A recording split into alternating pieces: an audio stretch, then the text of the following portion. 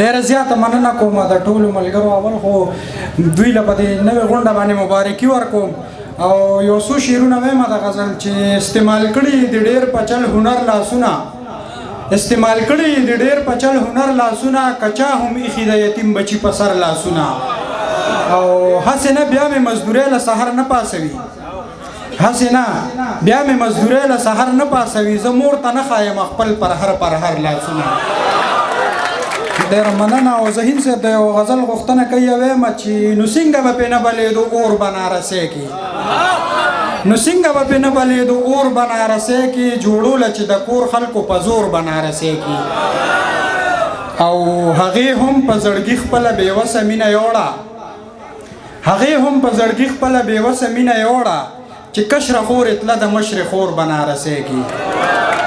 او تا هم د زلمیتوب سپرلي پردي وطن کې تیر کو، کړي ماته به هم سپین ویښته پیغور بنارسۍ کې. او سحر صاحب یوه نیمه چې راشي نو جنت ته کوره جوړ کړي، یوه نیمه چې راشي نو جنت ته کوره جوړ کړي، یوه نیمه راوړي ځان سره اور بنارسۍ کې. ډېره مننه. یوه نیمه چې راشي نو جنت ته کوره جوړ کړي، یوه نیمه راوړي ځان سره اور بنارسۍ کې. او د خپلو ارمانونو جنازې مې نن لیدې، د خپلو ارمانونو جنازې مې نن لیدې، کتل مې ستا عکسونه درې څلور بنارسۍ کې. او نیازبینه ستا نیازبینې پرهرونه په زړه یوړه، نیازبینه ستا نیازبینې پرهرونه په زړه یوړه، میلو نه شو پرهر ته یې ټکور بنارسۍ کې. ډېره مننه. د بل غزل یو څو شعرونه دي چې هغې څه نه ویل ګونګی وه او ګونګی هم نه وه، هغې څه نه ویل ګونګی وه او ګونګی هم نه وه، داسې حالاتو کې ژوندی وه او ژوندی هم نه وه.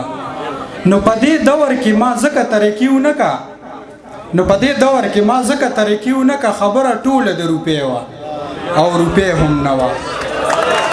ډېره مننه، ډېره مننه. نو په دې دور کې ما ځکه ترقي ونه که، خبره ټوله د روپۍ وه او روپۍ هم نه وه. د اورېدلو یې بیخي په ما کې توان نه و، نو د اورېدلو یې بیخي په ما کې توان نه و، نو هغه کیسه منم پردی وه او پردی هم نه وه. فقیر خو لاړو خو بېګاله به خوب څنګه راځي، فقیر خو لاړو خو بېګاله به خوب څنګه راځي، چې په کار یوه روټۍ وه او روټۍ هم نه وه. نن نو جړلی خو یې نه شو د پښتو وطنو، نن نو جړلی خو یې نه شو د پښتو وطنو، د چا دپاره به موسکۍ وه او موسکۍ هم نه وه.